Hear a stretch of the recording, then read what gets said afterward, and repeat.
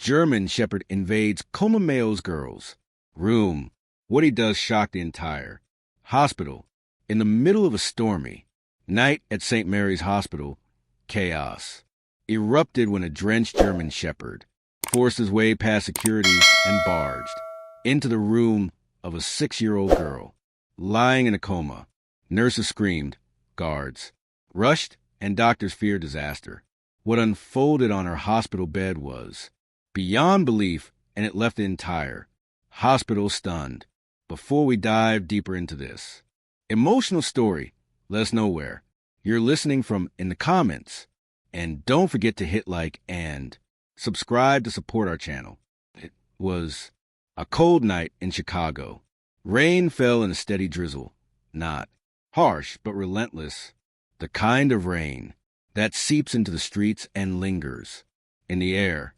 Inside St. Mary's Hospital, everything followed its usual rhythm. Emergency lights glowed faintly against the sterile walls. Monitors beeped softly in patient rooms, and the muffled footsteps of nurses echoed through the quiet corridors. There was a sense of sacred stillness, the kind that often blankets a hospital at night. Then, without warning, the automatic doors of the main entrance slid open. No ambulance, no patients, only the sound of rain dripping from the awning. Outside, and then Max appeared. A German Shepherd stepped in from the storm, his thick coat soaked through drops of water, trailing behind him on the polished floor. His chest rose and fell heavily, muscles tense beneath his fur. But what captured everyone's attention were his eyes. They didn't wander. They didn't surge. They were fixed, steady, focused, as though he could see something invisible to everyone else. For a second, the receptionist froze, unsure of what she was seeing. The sound of his wet paws echoed through the lobby. The security guard jolted up, knocking over his coffee mug as hot liquid spilled across the counter. But he didn't look at the mess. His gaze was locked on the dog, striding forward, each step deliberate, as if this hospital was not foreign ground, but his rightful place.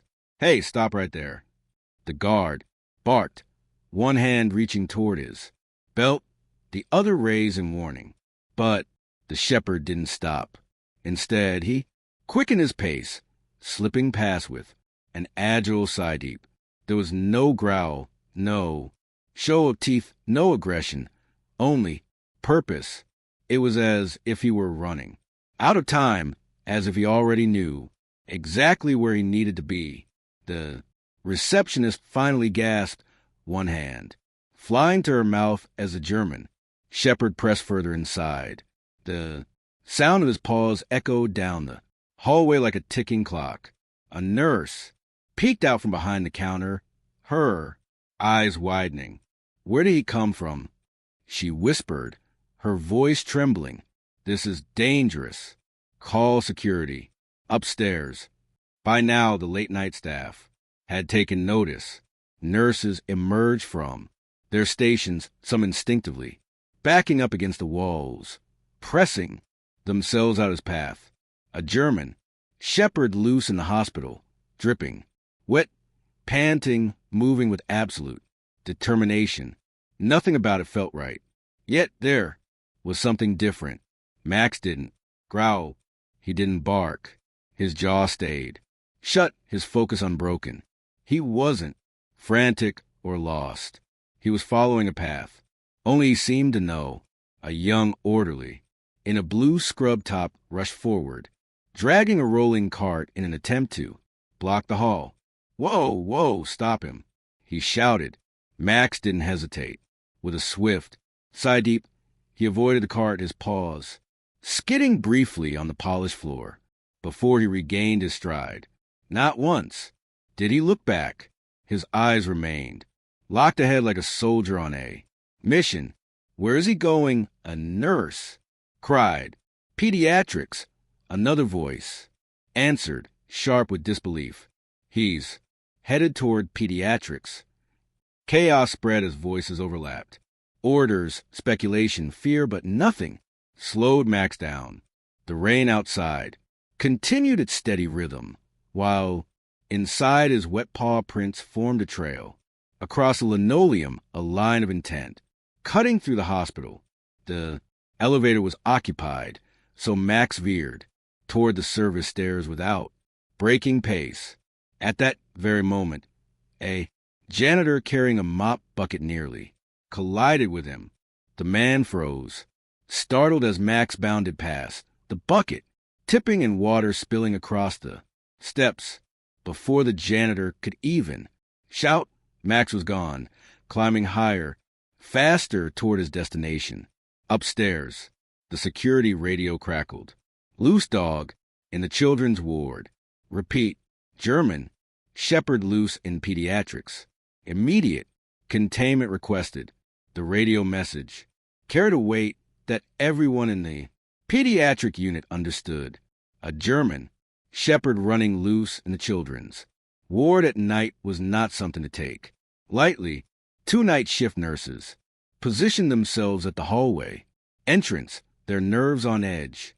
One adjusted his stance, trying to sound more confident than he felt. If he comes this way, we block him. The other gave a quick nod, though his hands trembled slightly. Don't try to touch him, he warned in a low voice. Just keep your distance. And then silence, broken only by the faint rhythm of approaching pause. This time, the steps were slower, measured, but no less determined. When Max appeared at the corner, his silhouette framed in the dim light, the 2 nurses exchanged a quick glance. For a single heartbeat, both men hesitated. Then they moved. The nurse on the left spread his arms wide, puffing out his chest in a futile attempt to look larger, more intimidating. The other grabbed a plastic bin from the wall and flipped it over, slamming it down against the tile floor. The sound echoed through the corridor like a warning. Shot! Hey, get back! Go on, get out of here, he shouted, his voice betraying the tension he tried to mask. But Max didn't flinch. He lowered his head, slightly, muscles taut, and with a swift, almost ghost-like motion, slipped between them. His paws brushed past the rolling wheels of a cart, weaving through with uncanny precision. By the time the 2 nurses spun around, he was already gone, his focus unbroken, his pace steady. He's through, one of them barked into the radio, frustration in his tone. The reply came through static, urgent and sharp. Room 217. He's right, in front of 217. The commotion in the hall grew louder as footsteps converged from every direction. Security officers, nurses, clutching restraints. Even the night supervisor rushing to catch up. But they were too late. By the time they reached the end of the corridor, Max was already there. He stood rigidly in front of room 217, his nose pressed to the narrow gap beneath the door. His chest rose and fell in deep, heavy breaths. His entire body trembled, not from fear, but from something barely contained, as though he could no longer hold back the force driving him here. Behind that door lay a child, Emily Carter, 6 years old, admitted hours earlier after a devastating car accident. Comatose, critical, unresponsive since arrival. The hallway fell into silence. A small crowd had formed. Guards, nurses, a supervisor, and a physician who had sprinted up from the lower floor. Everyone hesitated. No one wanted to be the first to act. We'll get him out carefully, someone whispered, almost afraid to raise their voice. But before they could make a move, Max pushed forward. With a slow, deliberate motion, he nudged the door open with his muzzle, and then with a restraint that seemed impossible for a dog his size, he stepped inside. Not charging, not reckless, careful, intentional. The room was dark, illuminated only by the soft glow of a monitor, the rhythmic beep-beep filled the stillness. Emily lay small and fragile beneath the white sheets, her face serene but unnaturally still. It was the kind of stillness that carried too much weight for child her age. The urgency that had driven Max through the hospital shifted now into something quieter, deeper, like a soldier reaching the final stage of his mission. The staff braced themselves as they reached the doorway. Security stepped forward, first, ropes and towels in hand, ready to restrain the animal if necessary. Behind them, nurses and doctors hovered, hearts pounding, uncertain of what was about to unfold. But as their eyes adjusted to the dim room, they froze. Max was already beside the bed. The German shepherd didn't lunge or claw or upset a single piece of equipment. His wet paws pressed softly against the sheets as though he understood exactly where not to step. The ivy line stayed intact, the monitor steady, not a single instrument disturbed. Slowly, with a grace that felt almost ritual, Max climbed onto the mattress. His large frame seemed impossibly gentle as he approached the still figure of Emily Carter. For a long moment, he simply looked at her, his dark eyes fixed on her pale face, reading every detail as if searching for a sign. He lowered his head, inhaling softly at her hair, and then he rested, his muzzle across her small chest. The room held its breath. Emily didn't move. Her face remained serene, her body unchanged, fragile beneath the hospital linens. The steady beep of the monitor was the only sound filling the silence. Max didn't stir. He lay still, each breath sinking to the fragile beat of her heart. "Don't touch him," came a calm voice from the doorway. It was the physician who had followed the commotion up the stairs, Dr. Harris. He had been watching silently from the hall. Now his words cut through the tension like a command. No one argued. The supervisor lowered her hand. The guards eased their stance, and the towels and ropes slipped uselessly to their sides. A nurse took a tentative step forward, her eyes glued to the monitor as she had done countless times in the past few hours. But now something was different. "Doctor, you should see this," she whispered. Dr. Harris moved closer, leaning over the glowing screen, his brows furrowed. "Are you seeing what I'm seeing?" The nurse nodded, unable to take her eyes away. "I am." Emily's heart rhythm, once erratic and dangerously unstable, was leveling out. The weak, irregular beats were becoming steady, firm, rhythmic. This makes no sense," Dr. Harris murmured. But the changes didn't stop there. The color in Emily's skin, which had wavered between pallid and ashen, began to warm with a faint flush. The chill in her small hands softened. Then, almost imperceptibly, the fingers of her left hand twitched. Just a flicker, so slight it could have been missed, except everyone in the room saw it. She moved, a nurse whispered, her voice breaking with awe. She moved her fingers. Max didn't react. He stayed perfectly still, his muzzle resting on her chest, breathing with her, for her, as if willing life back into her fragile body. The air in the room shifted. It was no longer fear, no longer disbelief. It was reverence. Every doctor, every nurse, every guard present understood that what they were witnessing was not ordinary. It defied medicine, defied logic. Yet no one dared interrupt.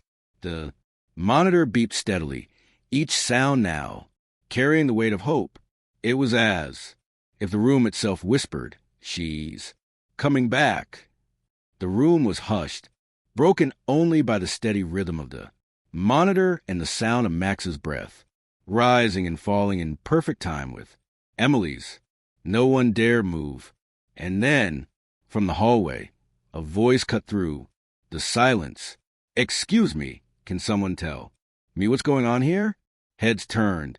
Dr. Mitchell stepped inside, his lab, coat damp from the rain outside. He had arrived late after tending to an emergency offsite. Now he stood frozen in the doorway, his gaze fixed on the sight before him. A German shepherd lying across the chest of a Comaomeo's child. At first, he didn't move. His eyes narrowed, confusion tightening across his face. Then recognition began to surface, slow and heavy as though each memory dragged its weight behind it. "Wait," he whispered, his voice caught between disbelief and memory. "This dog." The nursing supervisor turned sharply. "You know him?" Dr. Mitchell stepped closer, cautiously, as though he feared the image might dissolve if he came too fast. He bent slightly, studying the soaked fur, the familiar markings, the faint scar near the ear. His voice broke when he said it. "This is Max."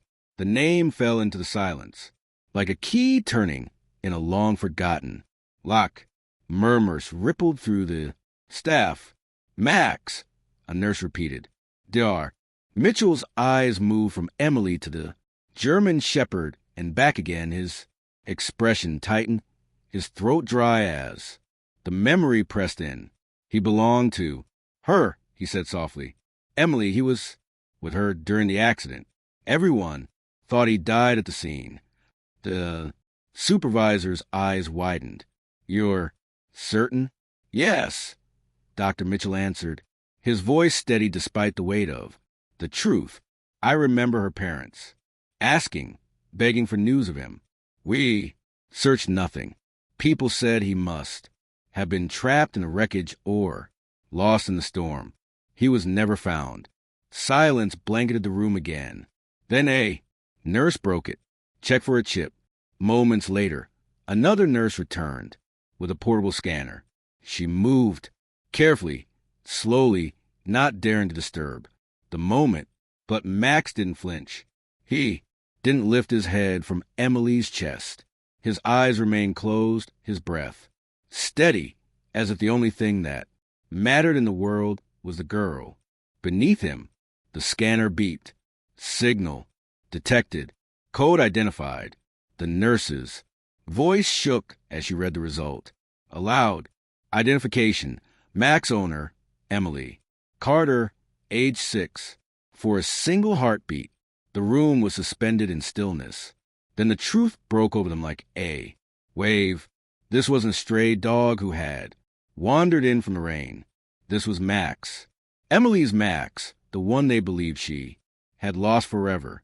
And somehow, through storm, through wreckage, through impossible odds, he had found her.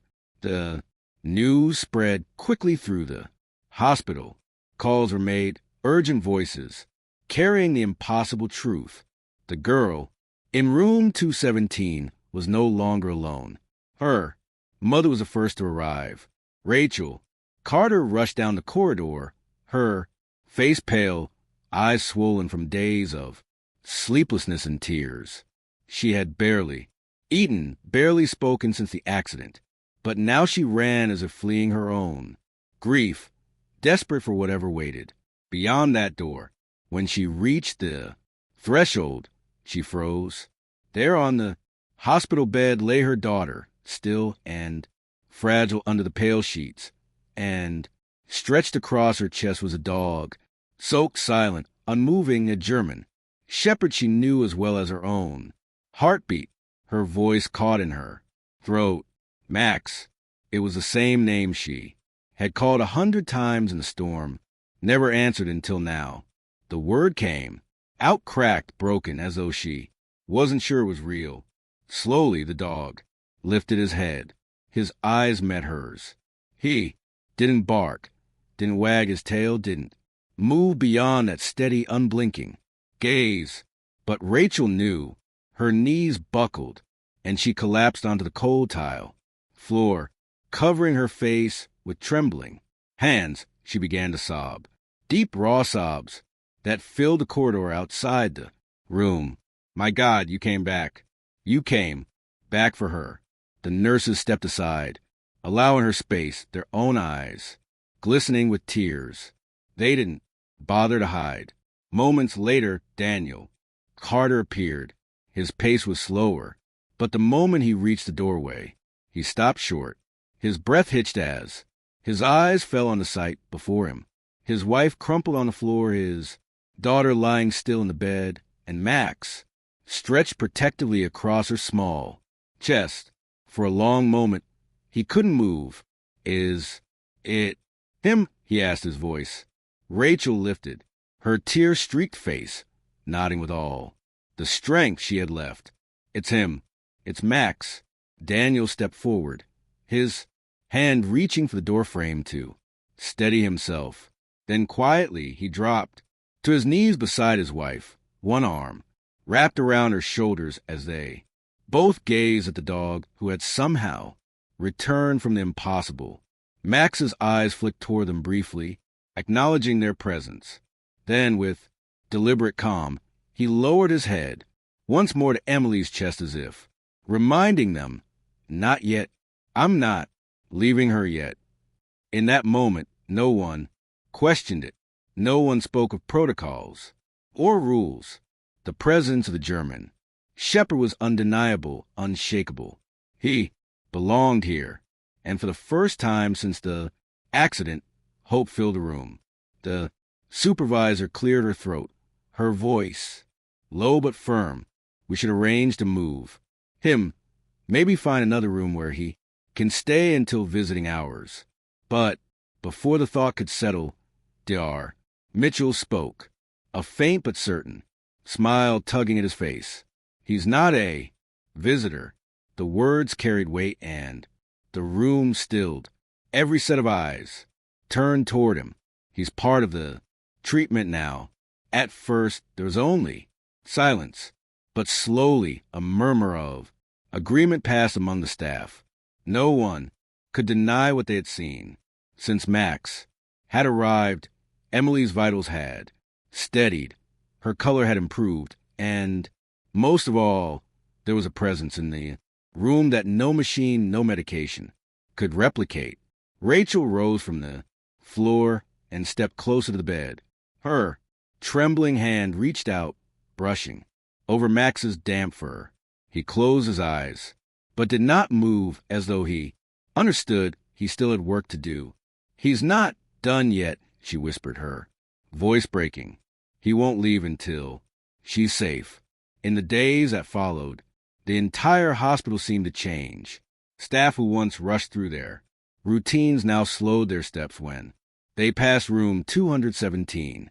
Some stopped at the doorway, silent witnesses to a scene that remained the same day and night. A large German shepherd lying across the bed of a fragile little girl. Max rarely left his place.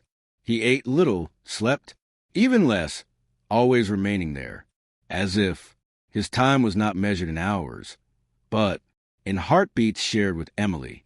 And Emily began to show signs, subtle at first but undeniable, until one Monday morning everything shifted. Sunlight spilled to the window, warm and golden, washing the room in a glow that felt almost sacred. Rachel sat at her daughter's side, her hand gently wrapped around Emily's small fingers. Max, as always, lay across her chest, his head rising and falling in rhythm with her shallow breaths. And then Emily's eyes opened gently like someone stirring from a distant dream. Rachel gasped, her throat tightening as tears threatened to break free. Emily, the girl blinked. Slowly, her lips trembled, struggling for sound, fighting for strength. And then, in a voice so faint it was nearly lost the hum of machines, she whispered the impossible. Max? A shepherd lifted his head. For the first time since he had entered the hospital, he let out a single bark. Short, sharp, alive. His tail gave a slow, deliberate wag, but he did not Leave her side. He only looked at her, steady and sure as if to say, "You came,